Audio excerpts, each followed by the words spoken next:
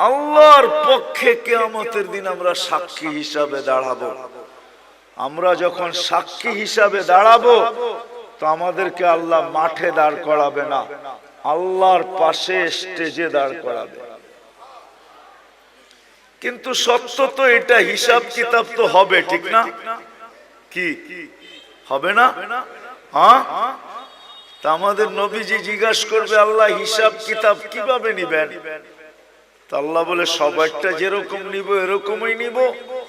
তা আমাদের নবীজি বলবে যদি সবার সামনে আমার উম্মতের হিসাব কিতাব নেন তাহলে তো আমি তো লজ্জিত হয়ে যাব, কেননা আমার উম্মত তো দুনিয়াতে গুনাহ করছে, আমি তো লজ্জায় পড়ে যাব। তা আল্লাহ জিজ্ঞাসা করবে তাইলে কিভাবে নিব? তো নবীজি বলবেন যে আমাকে নিতে দেন, আমি আলাদা ভাবে নেই। তা আল্লাহ প্রশ্ন করবে আপনাকে যদি নিতে দেই তো আপনিও তো আপনার উম্মতের গুনাহগুলা দেখবেন, তখনও তো আপনার চেহারাটা লজ্জায় ছোট হয়ে যাবে যে তোমরা আমার উম্মত হয়ে এই গুনাহ করলা, তো করলা কি কইরা, ঠিক না? সত্য তো?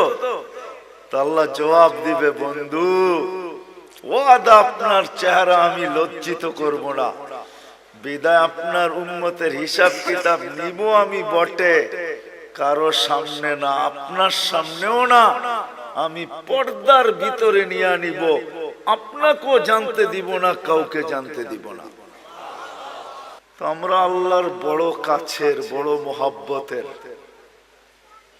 এই জন্য আমাদের বয়সটা খুব কম,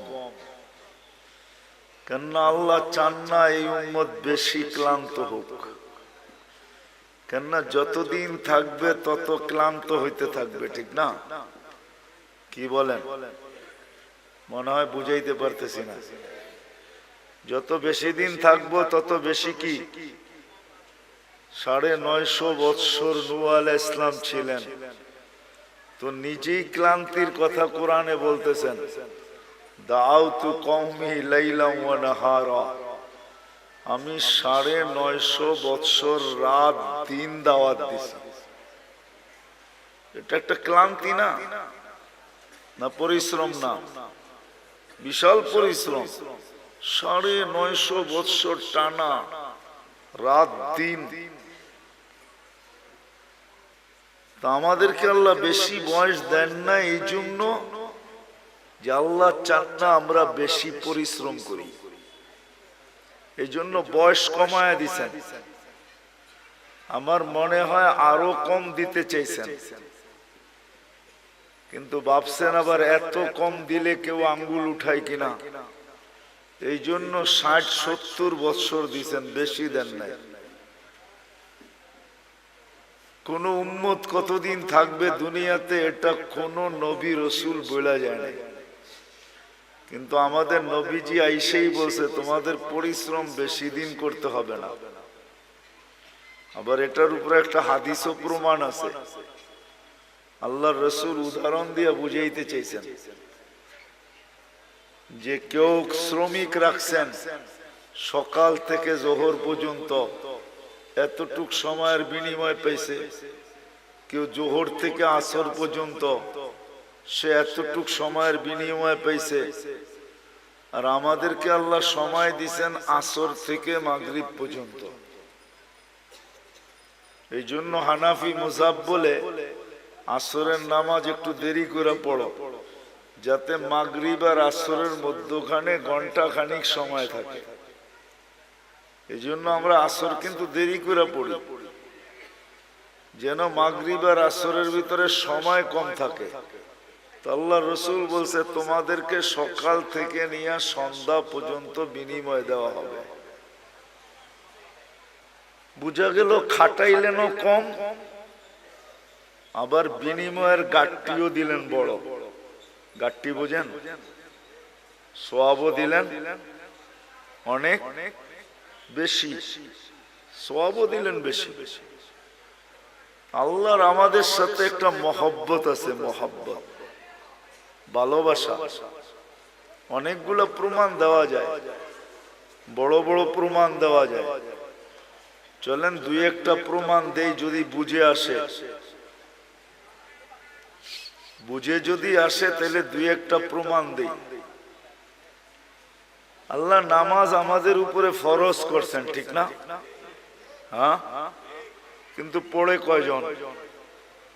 শতকরা কয়জন পড়ে? আরে বলেন না, কয়জন? কয়জন? 5 ওয়াক্ত নামাজ শতকরা কয়জন পড়ে? হ্যাঁ, কয় পার্সেন্ট পড়ে? হ্যাঁ, 2%। কত? আমি মাইনা নিলাম 10% পড়ে। শতকরা 10 জন 5 ওয়াক্ত নামাজ পড়ে, ঠিক না? 90 জন কি করে না? কি করে না? পড়ে না।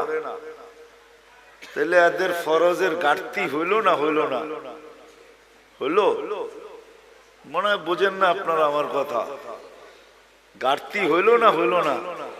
হ্যাঁ, কিন্তু আল্লাহ কতটুকু ভালোবাসে, আল্লাহ আমাদের ফরজের ঘাটতি থাকতে দিতে চান না। এই জন্য আল্লাহ সিস্টেম করছে, রমজানে 70 গুণ ফরজরে বাড়ায় দিছে।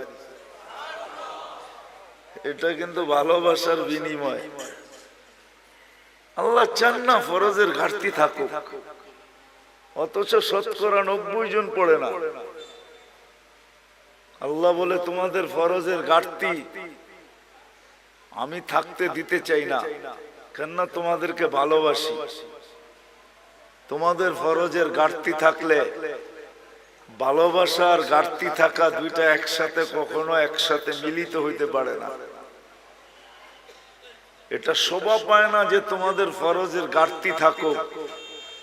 তো আল্লাহ বলে সারা বৎসর ঘাটতি হোক, তাতে কিছু আসে যায় না। রমজানে 70 গুণ বাড়ায়া দিলাম ফরজ।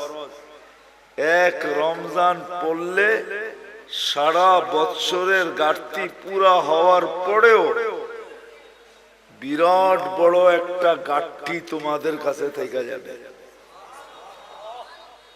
মনে হয় বুঝাইতে পারি না। আল্লাহ ভালোবাসেন, এই জন্য আল্লাহ আমাদেরকে ভালোবাসেন। কয়জন শতকরা কোরআন শরীফ পড়তে পারে? শতকরা কয়জন পারে জানেন?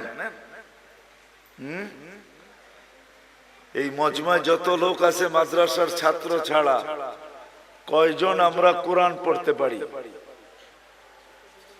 বেশিরভাগই পারি না, ঠিক না?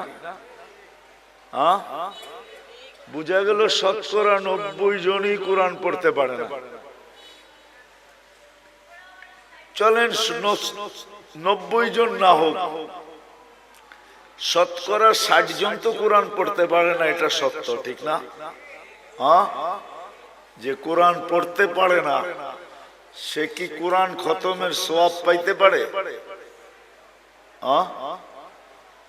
যে কোরআন পড়তে পারে না সে তো কোরআন খতমের সওয়াব পাইতো পাওয়াটা সম্ভব না, কেন কোরআনই তো পড়তে পারে না, খতমের সওয়াব কোত্থেকে পাবে? কিন্তু আল্লাহ আমাদেরকে ভালোবাসেন, এই জন্য আল্লাহ বলে কোরআন তোমাদেরকে দিলাম, পড়তে পারো আর না পারো, খতমের সওয়াবের থেকে তুমি বঞ্চিত হও, এটা আমি আল্লাহ চাই না। আর এটা ভালোবাসা, এটা বুঝায়ও না যে তুমি খতমের সওয়াবের থেকে বঞ্চিত হবে। বিদায় আল্লাহ সূরা ইখলাস দিছেন যে একবার পড়বা 10 পারা, দুইবার পড়বা 20 পারা, তিনবার পড়বা, খতমের সওয়াব মিললো না? মিললো না? হ্যাঁ, মিলছে? সত্য তো? হ্যাঁ, পাক্কা? হ্যাঁ, এটা আল্লাহ ভালোবাসেন, এই জন্য আল্লাহ সূরা ইখলাস দিছেন। ইখলাস দিছেন, সূরা ইখলাস দিছেন। নামাজ আল্লাহ আমাদেরকে দিছেন, কিন্তু যতজনই শুনছেন নামাজ আমাদেরকে দিছেন, সবাই বলছে পড়বে কি কইরা, তাও 50 ওয়াক্ত কি করে পড়বে এরা? তো মুসা আলাইহিস সালাম আমাদের নবীজিকে বইলা কয়া কমাইতে বলছেন, কমায়া নিয়ে আসেন। তা আমাদের নবীজির কথা বুঝে আসছে, তুমি যা কমাইতে কমাইতে 5 নিয়ে আসছেন। যখন 5 আনছেন তখনও উনি বলতেছিল 5 ওয়াক্ত পড়বে না আপনার উম্মত, পড়তে পারবে না, 5 ওয়াক্ত পড়বে না। আপনি আবার কমায় নিয়ে আসেন। কিন্তু আমাদের নবীজি বলছে আমার লজ্জা লাগে। কিন্তু মুসা আলাইহিস সালাম বারবার বলতেছে পড়বে না, লজ্জার দিকে তাকায় লাভ নাই, জান কমায় নিয়ে আসেন। আপনার উম্মত 5 ওয়াক্ত পড়তে পারবে না, আমি তো 2 ওয়াক্ত পড়াইতে পারি না, আপনার উম্মত 5 ওয়াক্ত পড়বে কি করে? কমায় নিয়ে আসেন। আল্লাহ ভালোবাসে, এই জন্য কানে কানে বইলা দিছে 5 ওয়াক্ত নিয়ে যান, আমি নিজে সবাইকে ডাইকা ডাইকা পড়ায় নিব। এই জন্যই কিন্তু আল্লাহ ডাইকা ডাইকা পড়ায় আমাদেরকে, যদিও আমরা পড়ি না। যা হোক, যেটা বুঝাইতেছিলাম, কথা কিন্তু লম্বা হবে না, শর্টই হবে, অল্প কথা হবে, অল্প। আমাদের জীবনটা অতি ছোট, অতি। তুলনা দেখাইলাম আমি, 950 বৎসরের সামনে 60-70 বৎসর, এটা অতি ছোট, অতি। কিন্তু একটা জবাব দিলাম যে আমাদেরকে এত ছোট বয়স কেন দিলেন, এটাই প্রমাণ দিলাম যে ছোট বয়স এই জন্য দিলেন, অল্প বয়স এই জন্য দিলেন যে আল্লাহ আমাদেরকে অনেক ভালোবাসে। মানুষ কোনোদিন ভালোবাসার পাত্রকে ক্লান্ত করতে চায় না, যে ভালোবাসার পাত্র ক্লান্ত হোক, ভালোবাসার পাত্র ক্লান্ত হোক, এটা মানুষ কখনো চায় না। যখন মানুষ চায় না তো আল্লাহ কি করে চাবে? এই জন্য আল্লাহ আমাদের বয়স কমায়া দিছেন। আমাদের বয়স, ভালোবাসার লিস্টিটা যদি দেখি না যে আল্লাহ আমাদেরকে কতটুকু ভালোবাসে, কিতাবে পাই নাই, কিন্তু আমার মন বলে, মানুষের একটা মনও তো আছে না, আমার মন বলে আল্লাহ আমাদেরকে আরো কম দিতে চেয়েছিলেন মনে হয়, যে আমরা খালি দুনিয়াতে পা রাখবো আর উঠা চলে যায় সিধা জান্নাতে ঢুকবো। 60-70 বৎসরও আমাদেরকে বেশি দিয়া দিয়েছেন। এই জন্যই কিন্তু আমাদের নবীজি আমাদেরকে বুঝাইতে চেষ্টা করছেন, বারবার বলছেন তোমাদের বয়স কম কম কম কম কম। আমার উম্মতি বাইনা 60 ও 70, 60-70 বছর আমাদের বয়স। কোন নবী কিন্তু উম্মতকে এইভাবে বলেন নাই। আমাদের নবীজি যেরকম আমাদেরকে বলছেন, কেননা আমাদের আল্লাহও যেরকম আমাদেরকে ভালোবাসেন, আমাদের নবীজিও আমাদেরকে এরকমই ভালোবাসেন। আমাদের আল্লাহও আমাদেরকে ভালোবাসেন, এরকম ভালোবাসেন যে কোনো উম্মতকে ভালোবাসেন না। হায়, আমার মনে হয় লেবেল কেন লাগাইছেন জানেন? হ্যাঁ, জানেন না? জিনিসে যদি চিহ্ন না থাকে না তো সবগুলা মিলা যায়, বোঝা যায় না কোনটা কিরকম, ঠিক না? তা আল্লাহ আমাদেরকে চিহ্ন লাগাইছেন, লেবেল লাগাইছেন, কুনতুম খায়রা উম্মাহ। উম্মত 100 লক্ষ হইতে পারে, কিন্তু তোমাদেরকে মিলাইলেও মিলবে না, কেননা তোমাদেরটাই লেবেল লাগানো আর একটাও লেবেল লাগানো না। তোমরা কারোর সাথে মিলবে না। এই জন্যই তো সাহাবায়ে কেরাম জিজ্ঞাসা করছে, ইয়া রাসূলুল্লাহ, কিয়ামতের দিন আমাদেরকে কেমনে চিনবেন এত মানুষের ভিতর থেকে? তা আল্লাহর রাসূল বলছে, চিনবো না কেন, তোমাদের গায়ে তো লেবেল লাগানো থাকবে। ওইখানে আবার লেবেল আরেকটা হবে, ওইখানে লেবেল আরেকটা হবে, ওইখানে আবার লেবেল আরেকটা লাগায় উঠাবে। গোর মুআজ্জাল মিন আসারি সুজুদ। তো আল্লাহ রাসূল উপমা দিয়া বুঝাইছে যে এক ধরনের ঘোড়ার ভিতর থেকে যদি একটা ঘোড়া সাদা হয়, বা এতটুক জায়গা যদি তার সাদা হয়, তো তোমরা চিনবে? তো বলছি, ইয়া রাসূলুল্লাহ, এটা তো সহজ, সবই একরকম, আর এটাই শুধু আলাদা, তো এটা চিনবো না কেন? তো বলছে, তোমরাও কিয়ামতের দিন লেবেল লাগায়া উঠানো হবে।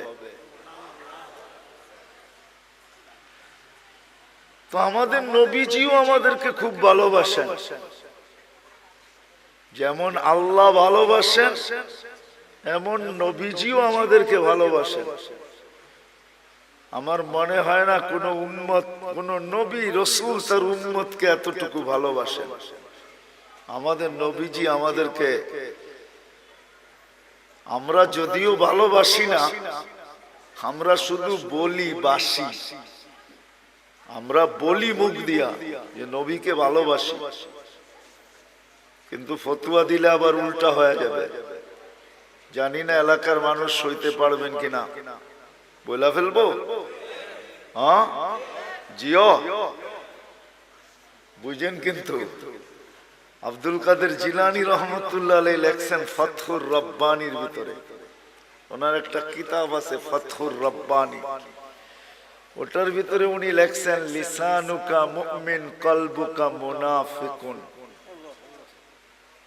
তোর জবানটা তো মুসলমান, তোর দিলটা তো মুনাফিক। আমরা মুখে তো বলি মোহাব্বত করি নবীকে, কিন্তু আসলে দিলে মোহাব্বত করি না। এই জন্য আমাদের মুখটা মুসলমান হইতে পারে, কিন্তু দিলটা আমাদের মুনাফিক। আমরা মুখ দিয়ে বলি মোহাব্বত করি, কিন্তু দিল দিয়া না। কি দিয়া না? দিল দিয়া। প্রমাণ দিমু?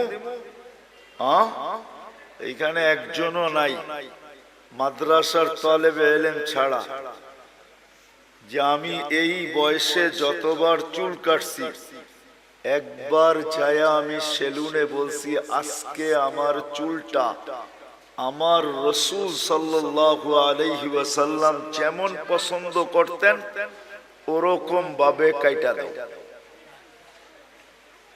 এই শব্দগুলা বইলা চুল কাটছি জীবনে একবার। যার বয়স যতটুকু, কি কাটছেন?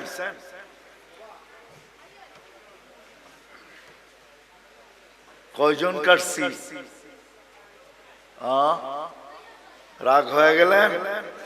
হ্যাঁ হ্যাঁ, তাহলে বুঝা গেল এইটা আর এটা এক না, এটা আর এটা, এটা আর এটা এক না।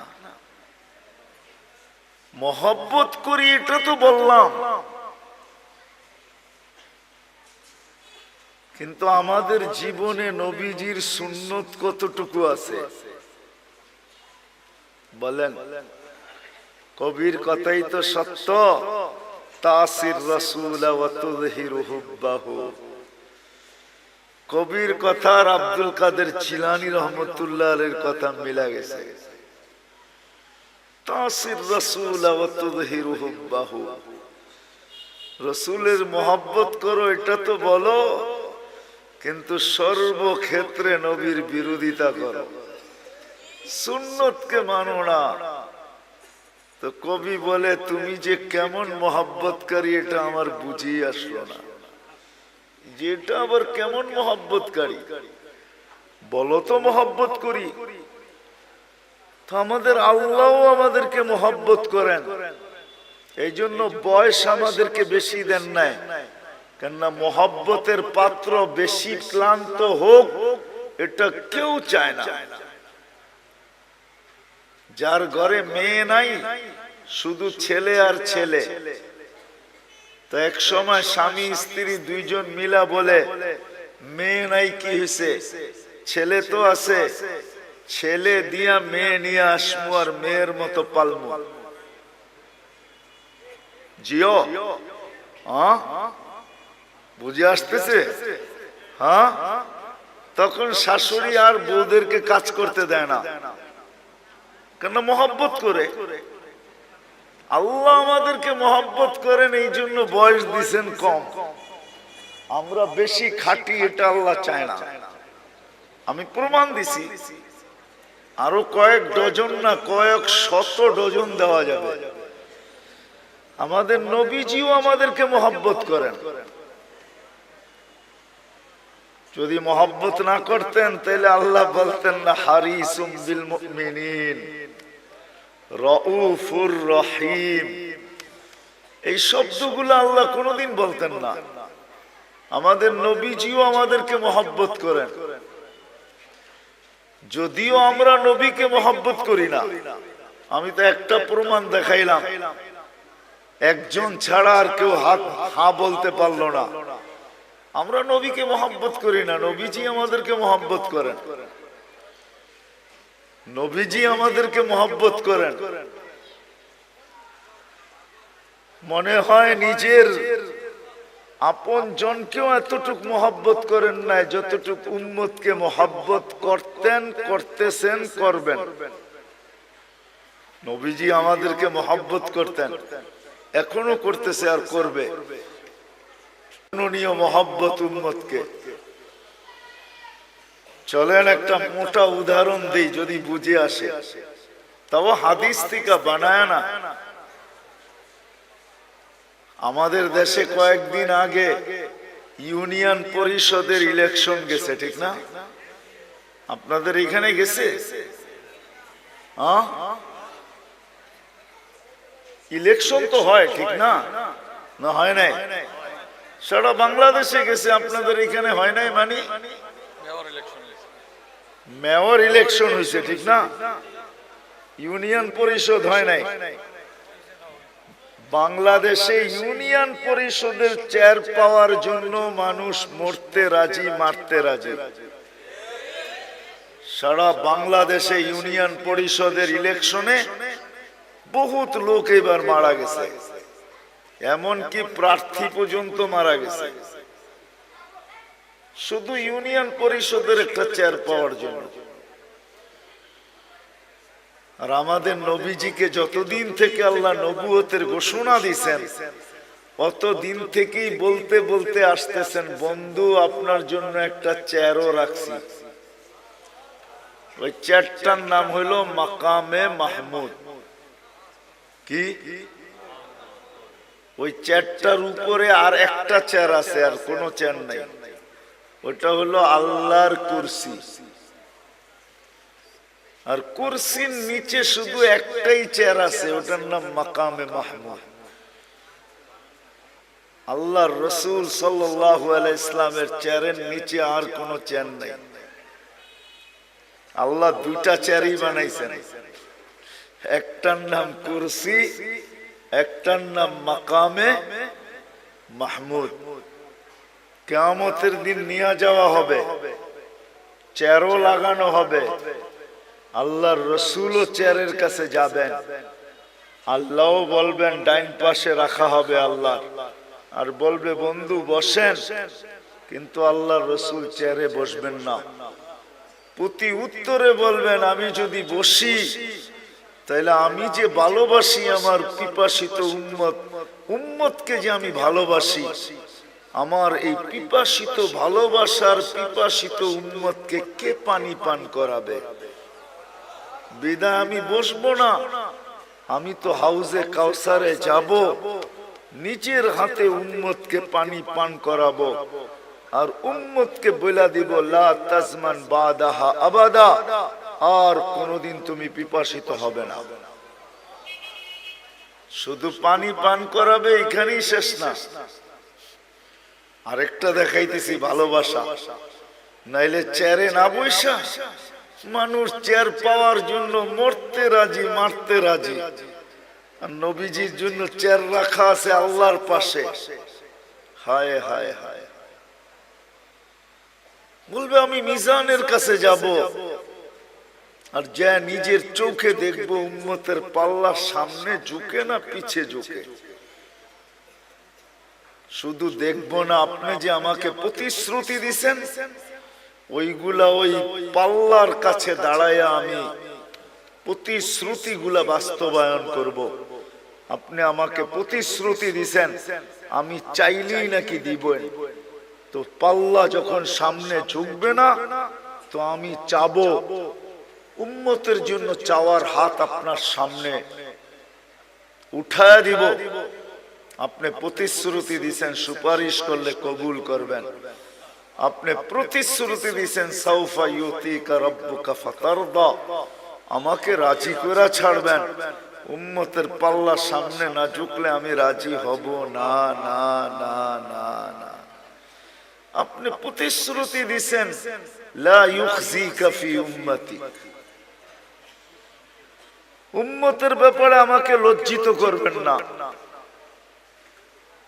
কিন্তু যদি পাল্লার সামনে না ঝোঁকে, তো ফেরেশতা তো ঘোষণা দিয়া দিবে, অমুকের উম্মত নাম এটা, বাবার নাম এটা, চিরদিনের জন্য অসফলতার চেহারা দেখা ফেলছে। তো আমার মুখটা থাকবে তো থাকবে কোথায়? ওই সময় আপনার কাছে আমি বলবো, পাল্লা যদি না ঢোকে তাইলে তো আমার চেহারা মলিন হয়ে যাবে। আপনি তো ওয়াদা করছেন আমার চেহারাকে মলিন হইতে দিবেন না। তো আমি পুলসিরাতের মিজানের ওইখানে ছুটবো, আমি চেয়ারে বসবো না, ওইখানেই শেষ না, বলবে আবার পুলসিরাতে দৌড়াইতে থাকবো। ওইখানে যে দেখবো পার হইতে পারলো কি পারলো না। তো আমি যদি পার হতে না পারে, তো আমি দুরুদের কাঠি মাথায় দিয়া পার করায় দিব। চেয়ার আমার মাইনা নিলাম, কিন্তু আমি বসবো না, না, না, না। এটা হলো ভালোবাসার ফল। ওই দিন, যেই দিন সমস্ত নবী রাসূল নফসি নফসি বলতে থাকবে, কোন নবী নিজের মাকেও চাবে না। কিতাবে পাওয়া যায় মুসা আলাইহিস সালাম তো বলেই ফেলবে, লা আসআলুকা উম্মি ওয়ালা আসআলুকা উখতি, আজকে মাকেও চাই না, বোনকেও চাই না, আসআলুকা নফসি, আপনি আমাকে বাঁচায়া দেন। কেমন ভালোবাসাটা আমাদেরকে বাঁচতে। বিদায় আবার শুরুতে চলে যেতেছি। আমাদের জীবনটা অতি কি মনে আছে? অতি ছোট। আর ছোট এই জন্য যে আমরা আল্লাহর ভালোবাসার পাত্র। বিদায় আল্লাহ বেশি পরিশ্রম আমাদের দ্বারা চান না। শুধু আল্লাহর ভালোবাসার পাত্র না, আমরা নবীজিরও ভালোবাসার পাত্র। আমাদের নবীজি উম্মতকে বড় ভালোবাসতেন, সত্য এটাই। কিন্তু এটাও বলছি আমি, আফসোসের বিষয়, উম্মত শুধু মুখে ভালোবাসে, মনে ভালোবাসে।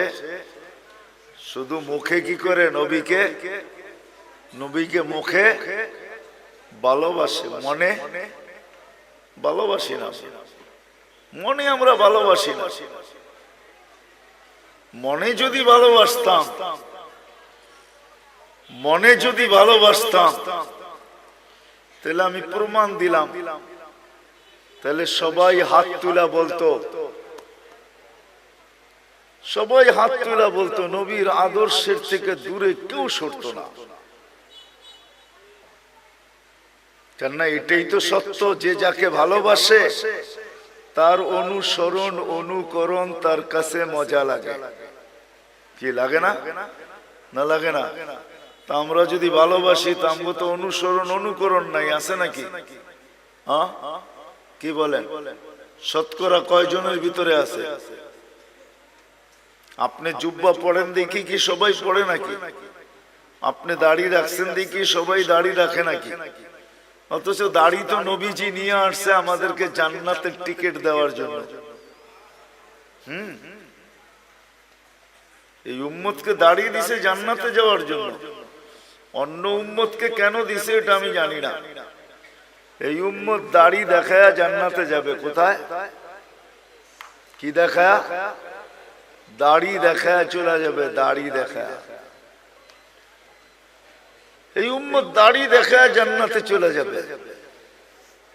তো তাফসীরের কিতাবে এটা পাওয়াও যায়। মুসা আলাইহিস সালামের ব্যঙ্গ করত একটা লোক, এটার নাম সামেরি ছিল। সামেরি মুসা আলাইহিস সালামকে ব্যঙ্গ করত। ব্যঙ্গ বোঝেন তো? ব্যঙ্গ করত নকল করা দ্বারা।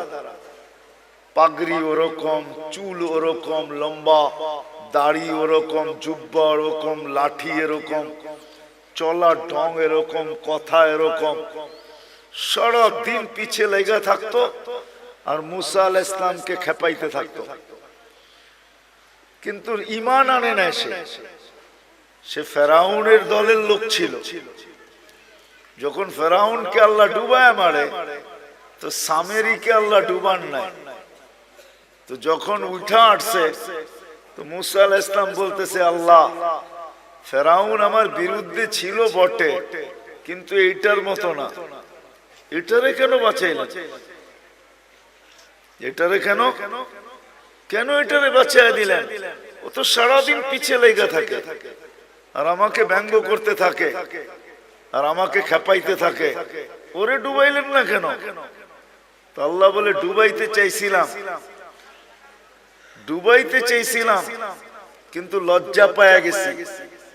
আপনার মতো চুল দেখা, দাড়ি দেখা, জুব্বা দেখা, পাগড়ি দেখা, লাঠি দেখা, অঙ্গি ভঙ্গি দেখা লজ্জা পায়া গেছে, এই জন্য ডুবাই নেয়। তো মুসা আলাইহিস সালামের অনুকরণ করে যদি ডুবার থেকে সামেরি বাঁচতে পারে, তা আমরা দাড়ি দিয়া জান্নাতে কেন যেতে পারবো না? কি বলেন? আরে বুঝে আসছে?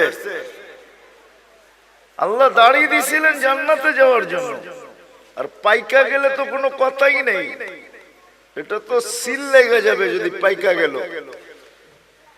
কিতাবে আছে মুহাদ্দিসে জামানার সবচেয়ে বড় মুহাদ্দিস মারা গেছেন।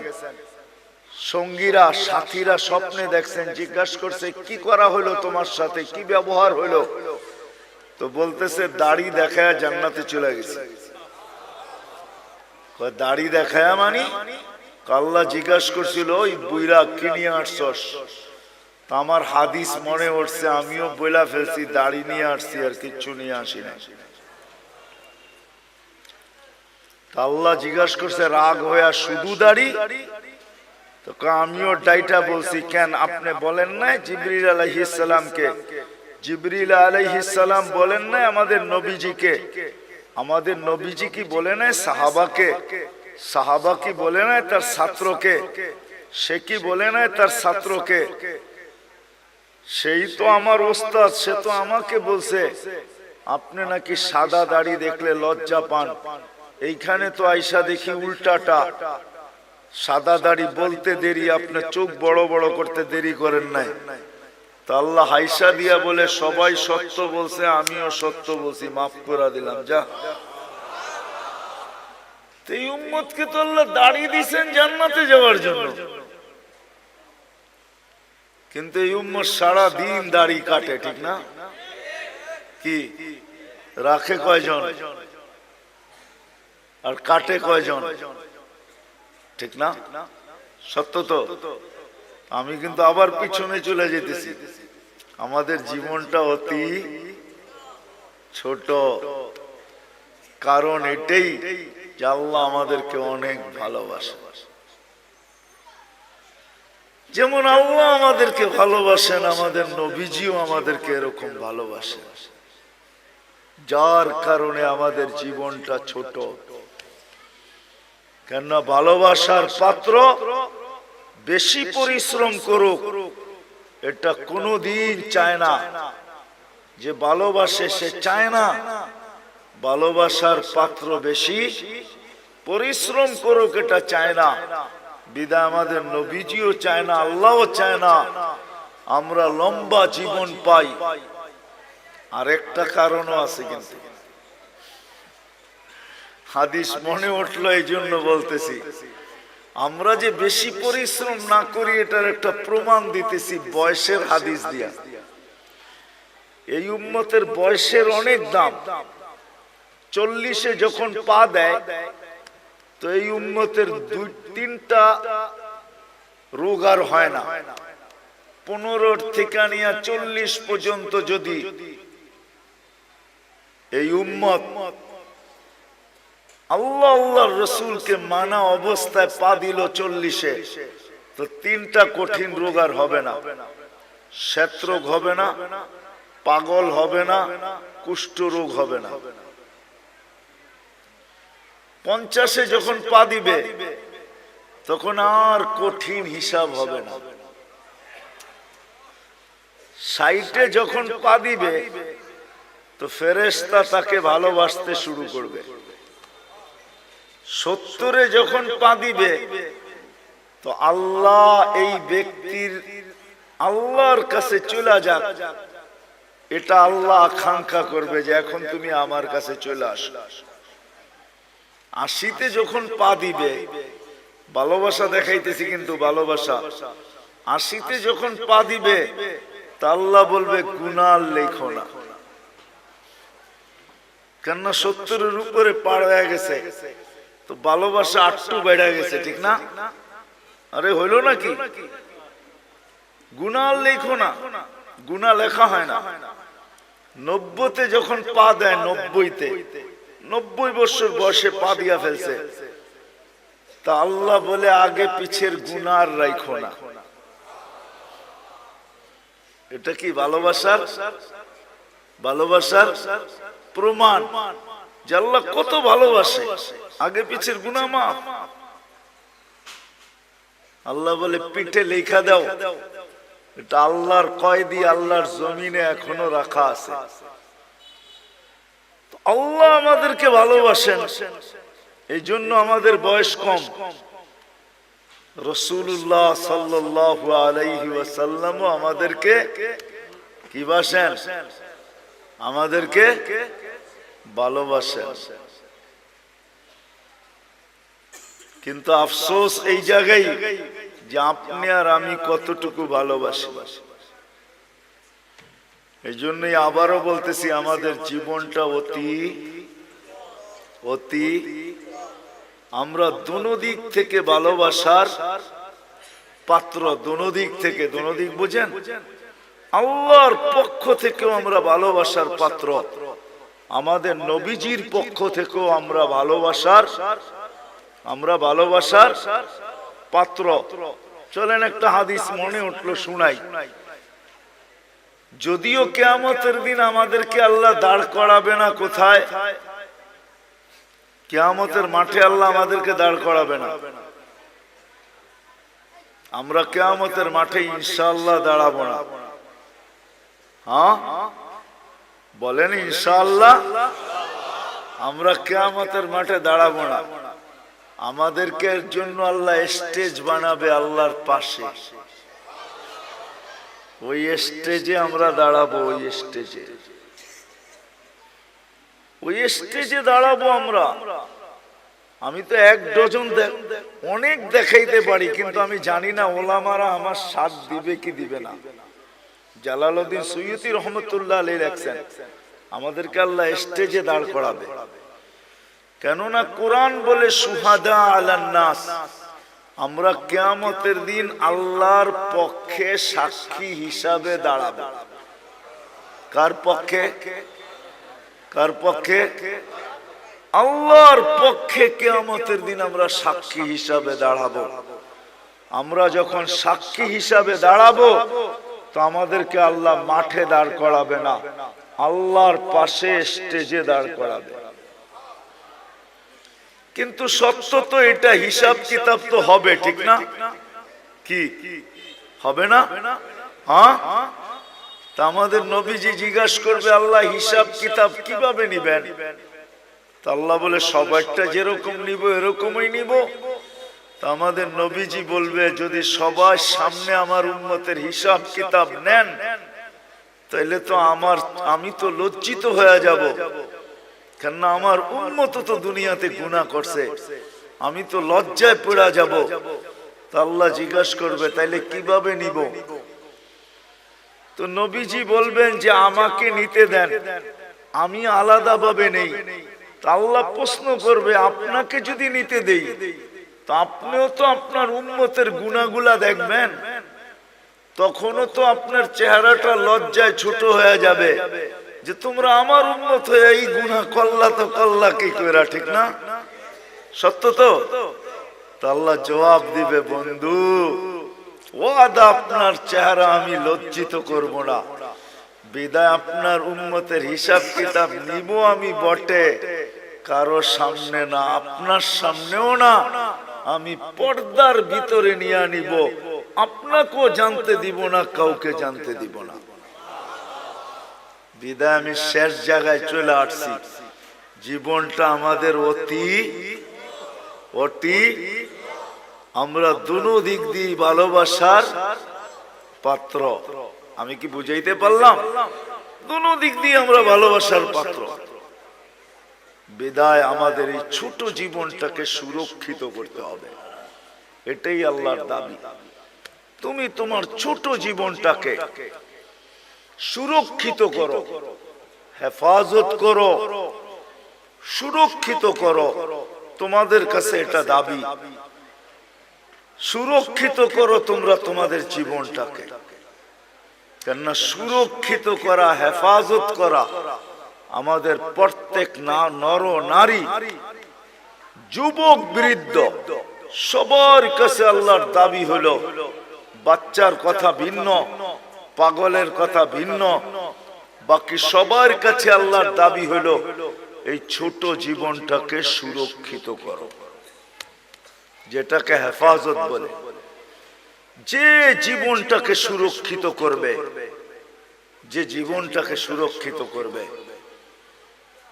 যে জীবনটাকে সুরক্ষিত করবে, যে জীবনটাকে সুরক্ষিত করবে, হেফাজত করবে যে জীবনটাকে, কসম খোদার, আল্লাহ যে আমাদেরকে ভালোবাসেন, আল্লাহর রসুল যে আমাদেরকে ভালোবাসেন, যে সুরক্ষিত করবে,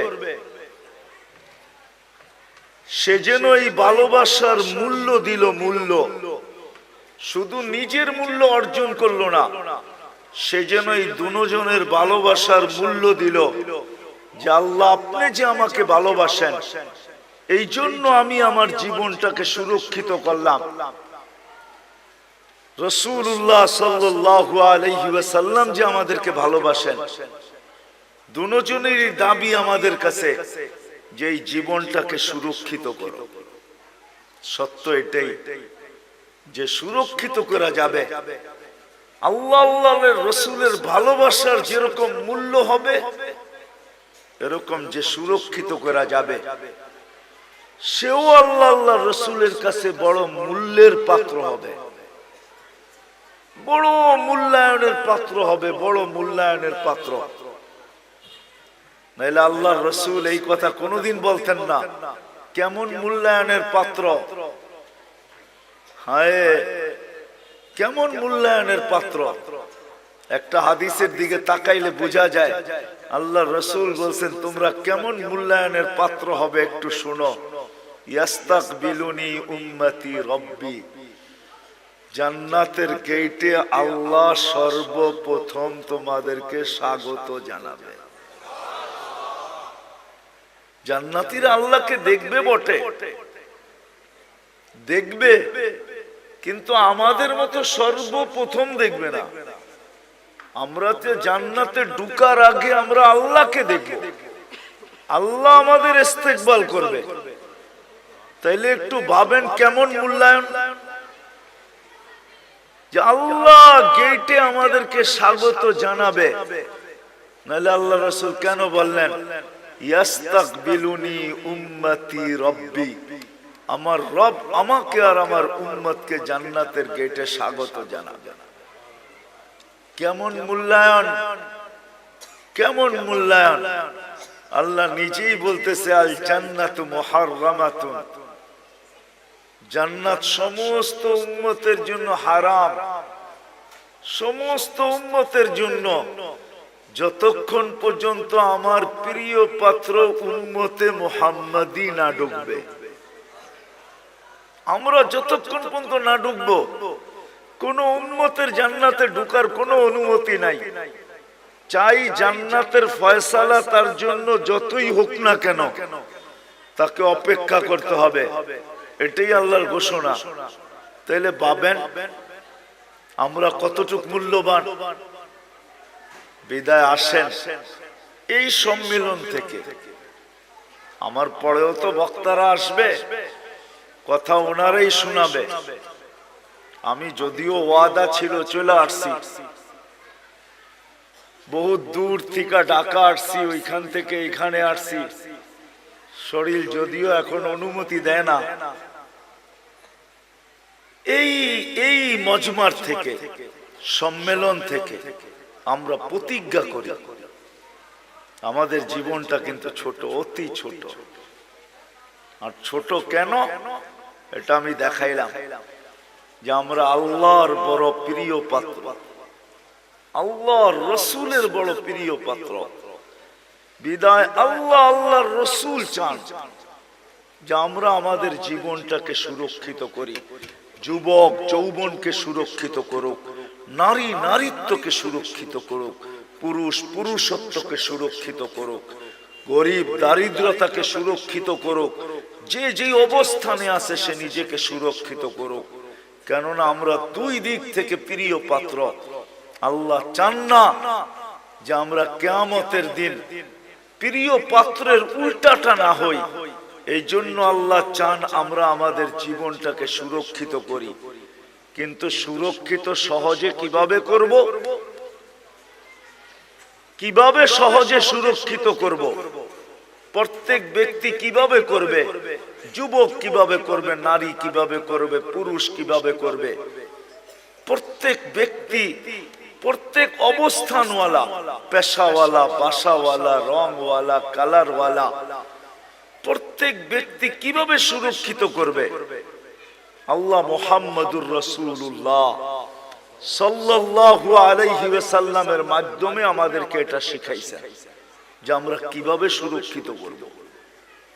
এই জন্য আমি দুই চারটা দেখাইছি আপনাদেরকে। এটাও কিন্তু সুরক্ষিতর একটা। যদিও এই মজমায় কেউ নাই যে প্রতিদিন এক খতম কোরআনের নিয়তে 3 বার সূরা ইখলাস পড়ে। এরকম কয়জন আছি আমরা এখানে? প্রতিদিন এক খতম কোরআনের সওয়াব আমার আমলনামায় আসুক, এই নিয়তে ডেইলি সূরা ইখলাস 3 বার পড়ি, এরকম কয়জন আছে? আমার কথা বোঝেন, তারপরে হাত উঠায়েন।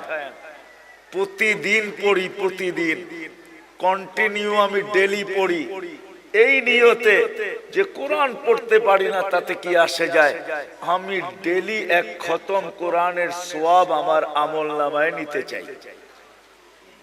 এই নিয়তে আমরা কয়জন পড়ি? এটাও কিন্তু জীবন গুছানোর, সুরক্ষিত করার একটা পন্থা আল্লাহ দিয়েছেন। একটু আগে দেখাইলাম না নামাজ, যে ফরজের ঘাটতি এই উম্মতের না থাকুক। কেননা ফরজের ঘাটতি যদি থাকলো তাহলে আর জীবনটা গুছানোর কোনো রাস্তা থাকবে না। এই জন্য আল্লাহ নামাজ দিছেন বটে, কিন্তু ঘাটতি কিভাবে পূরণ হয়? কেননা আপন জনের ঘাটতি যদি পুরা না হইলো তাহলে কিয়ামতের দিন কেউ বইলেও তো ফেলতে পারে যে লেবেল লাগায় তো দুনিয়াতে পাঠাইলেন খায়রা উম্মাহ। এখন তো আমরা দেখি ফরজ পুরাটাই নাই, পুরাটাই খালি। এদেরকে খায়রে উম্মতের লেবেল লাগায় পাঠাইলেন, ফরজের পুরা ঘাটতি। তো আল্লাহ ওটাকে পূরণ করার জন্য রমজানকে 70 গুণ বাড়ায় দিয়েছেন। আল্লাহ চান না। এই জন্য মুহাম্মদুর রাসূলুল্লাহ সাল্লাল্লাহু আলাইহি ওয়াসাল্লামকে আল্লাহ পাঠাইছেন। আর নবী আসছেন, চলেও গেছেন, আমাদেরকে শিখায় গেছেন, আদর্শ দিয়া গেছেন। আল্লাহ নিজেও ঘোষণা দিতেছেন, লাকাদ কানা লাকুম ফি রাসূলিল্লাহি উসওয়াতুন হাসানাহ। আল্লাহ নিজেও ঘোষণা দিতেছেন, ওয়া ইন তুতিউহু তাহতাদু। আল্লাহ নিজেও ঘোষণা দিতেছেন, মান আতা আর রাসূল ফাকাদ আতা আল্লাহ। আল্লাহ নিজেও ঘোষণা দিয়া বুঝাইতে চাইতেছেন, ইন কুনতুম তুহিব্বুনাল্লাহ, তুমি বলো আল্লাহকে ভালোবাসো, প্রমাণ কি? তো আল্লাহ প্রমাণও বুঝাইয়া দিতেছেন আমাদেরকে, ইন কুনতুম তুহিব্বুনাল্লাহ ফাত্তাবিউনি, আমার বন্ধুর অনুসরণ অনুকরণ করো। আসেন এই মজলিস থেকে আজকে আমরা সবাই ওয়াদা করি যে আমার এই ছোট জীবনটা, যেটা অতি ছোট, দুই দিক দিয়েই আমরা মোহাব্বতের ভালোবাসার পাত্র, আমি এটাকে সুরক্ষিত করতে চাই। আল্লাহ আল্লাহর রসুলের, রাসূলুল্লাহ সাল্লাল্লাহু আলাইহি ওয়াসাল্লামের অনুগত্যের মাধ্যমে, আদর্শের মাধ্যমে, রাসূলুল্লাহ সাল্লাল্লাহু আলাইহি ওয়াসাল্লামের সুন্নতকে মানার মাধ্যমে, নাইলে বড় ব্যথা পাবেন, কিন্তু বড় ব্যথা। কোরআনের এক আয়াত আমাকে বুঝায় যে আল্লাহর রাসূল কত বড় ব্যথা পাবেন, যেই ব্যথার পরে আল্লাহর রাসূল চিৎকার দিয়া বলবেন, কওমি ইত্তাখাযু হাযাল কুরআনা মাহজুরা। বড় ব্যথা পায় আমাদের বিরুদ্ধে মোকদ্দমা দায়ের করে দিবেন, বড় ব্যথা পায়, কিন্তু বড় ব্যথা, বড় ব্যথা পাবেন। হাদিসও আছে, হাউজের কাউসারের কাছে যাবেন, পানি পান করার জন্য যাবে, কিন্তু দিলে এতটুকু ব্যথা পাবে, দেখা চেহারা দেখে এতটুকু ব্যথা পাবে যে চিৎকার দিয়া বলবে, সুকান সুকান লিমান গাইয়ারা বাদি।